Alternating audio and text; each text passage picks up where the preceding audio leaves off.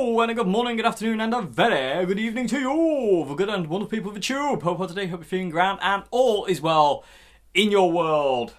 People of the tube, welcome to the final part of the Hofner Superside fix-up video, which when I started, I thought this is going to be easily 3, 4, maybe even a 5-part series, but no, the guitar's done.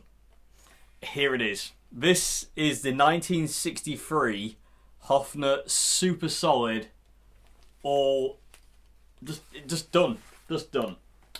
So, what's happened since the last vid? So, since the last vid, it's been refretted. Electrics have been sorted as far as they can be. The two tone pots are dead. They're just dead. But what does work is the volume pot. So, I don't know if I covered this in the last video. I forget what happened in the last video now. It was a while back. But basically what happens is the two humbuckers go to the selector switch. Select switch goes to the volume. Volume goes to the output jack. Done. We managed to save the original output jack. The luthier who I took this to get refretted, he fixed the output jack. He also sorted the bridge out as well to bring the action down lower and also kind of just make it better, and it looks a lot cleaner and a lot more, you know, gross, if you will, less corroded. And like I say, it's been refretted. I did ask if it was possible to kind of keep some of the finger wear on the board, because there was a lot of pitting where whoever owned this guitar for the longest time had played every fret a lot. This isn't some guy who's playing cowboy chords who owned this guitar. Somebody knew what they were doing with this thing when they were playing it. And again, with all the natural wear on this guitar, I would say as well the leg wear makes it, and the arm wear makes me think that somebody was playing this sat down a lot. I don't think they stood up with this guitar. You feel it when you sit down and you see where the wear is, it matches to somebody being sat down with this thing. But yeah, coming back to the finger wear on the fingerboard, unfortunately we couldn't save that because to get the fretboard right, we had to plane it. So, unfortunately, that has all gone. But it plays insanely amazing. The neck is as straight as an arrow. The truss rod did work. It was a bit of a nightmare to get it going. But once it went, and it worked. The original nut has been changed. I do have the original nut. I've kept it for, because... And also the luthier I took it to, John Lavoie, he straightened the machine heads as well, so they're all straight. It's been refretted. The neck and the fretboard are perfect. The nut is perfect. It works and it plays and it feels amazing. There's only one other problem, people with tube, and I'm not sure what I'm doing with this one yet. So technically, this is kind of part 2. There will be probably a part 3 whenever I figure out what I'm doing with this problem in a sec, but for now it's done. The problem is the pickups are open circuit. Now I kind of expected them to be open circuit. Open circuit means basically there's a break in one of the coils, and they're not working the way they should be. Basically, same thing happened to my 62 Strat, whenever that was, a couple of years ago, a year ago, whenever it was. And I had to go and get those pickups rewound by Matt at Monty's. So the question that I have to face now is, because I really like the way this guitar sounds as it is. And you're going to hear some sound examples in a minute. What I've done, people, I'm doing this video slightly different. I'm going to show you some kind of like isolated samples of this guitar on its own. And then I've done basically an outro jam on this guitar for you. But... I really like the way these sound, even though they're open circuit and extremely weak, like really, really weak sounding pickups, especially on clean, forget clean, they need to be boosted. I really like the tone this guitar's got. So, the question is, and what do you reckon, people who tube to this? Leave it how it is until they're completely dead, or get them rewound, or get a set of pickups to go in this guitar. Bearing in mind, these are not full-sized humbuckers.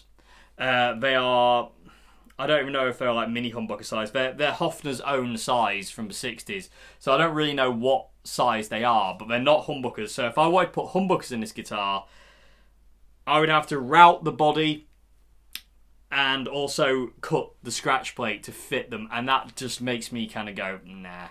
So, but people choose. What would you do if it was your guitar?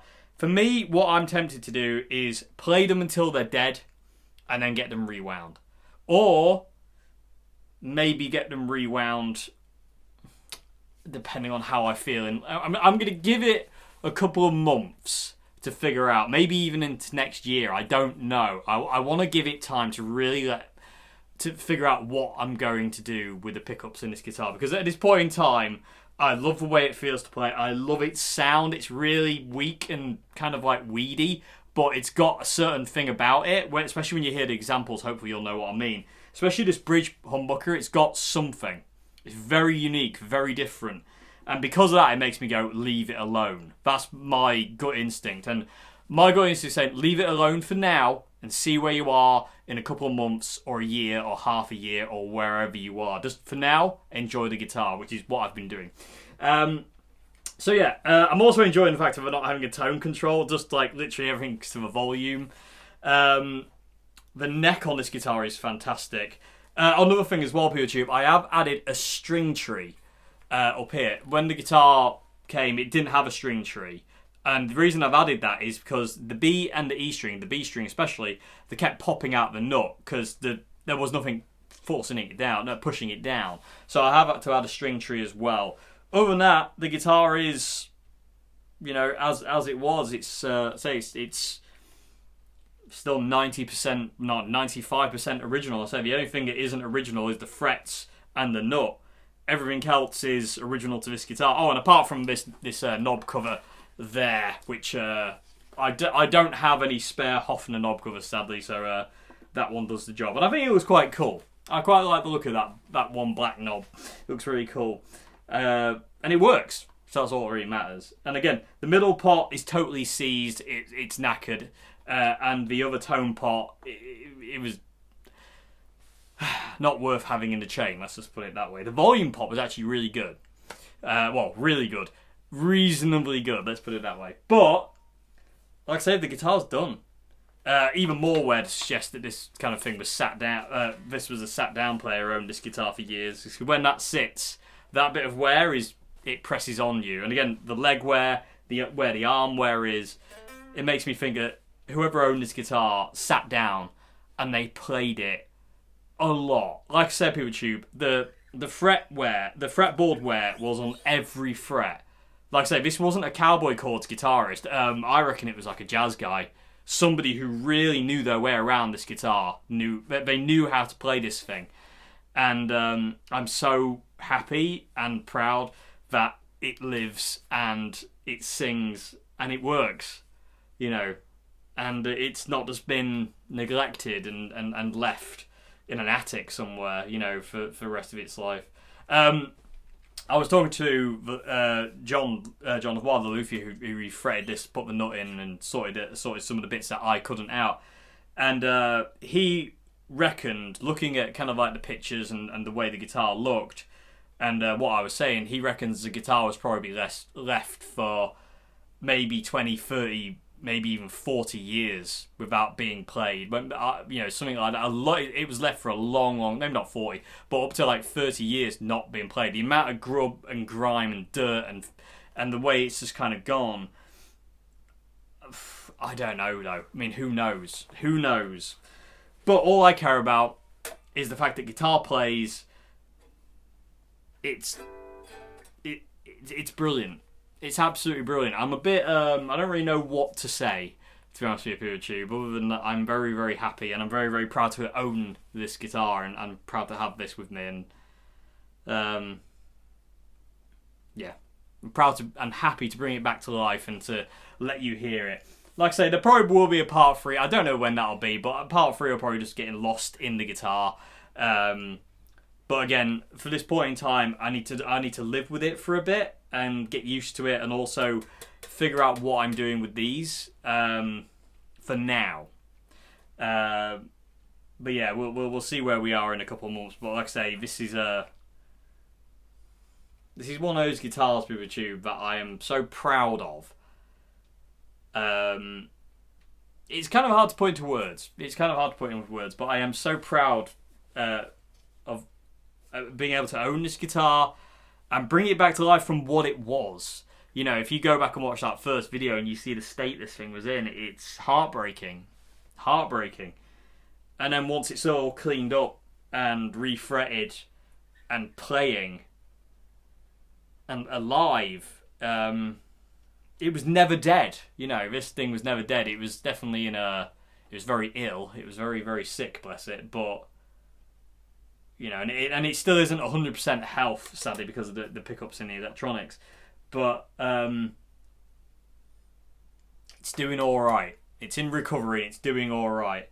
Yeah, it's just fantastic. Anyway, I'm going to shut up. I'm going to let you hear some sound examples. So what you'll hear in a sec is just basically the guitar on its own going through the Super Crush.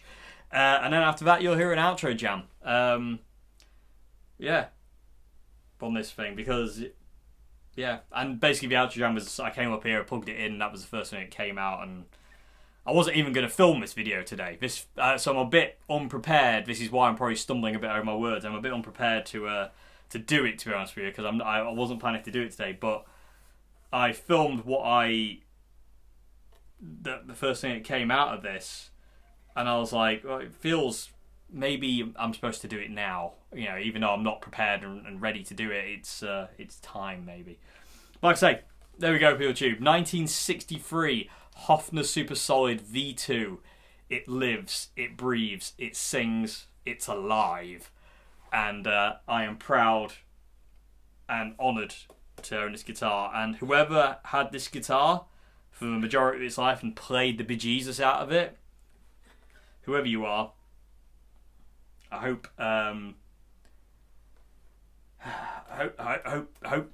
wherever you are, you're proud that your guitar is still making music, and it will continue to make music for way after I'm here now. As far as I'm concerned, this guitar is with me till I'm not here, and hopefully, and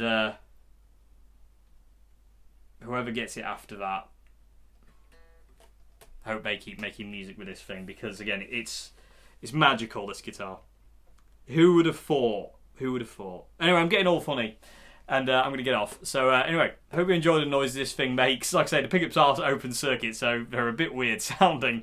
But anyway, thank you very much for watching, PeopleTube. If you like the channel, please consider becoming a patron at Patreon. And if you like some of the music I do, please go and check out my Bandcamp. Links to that in the description box below.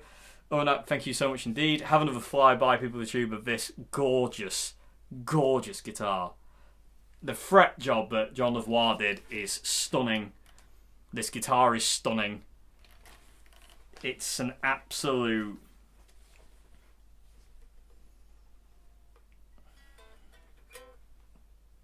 I don't have words. Anyway, see you later. Goodbye now.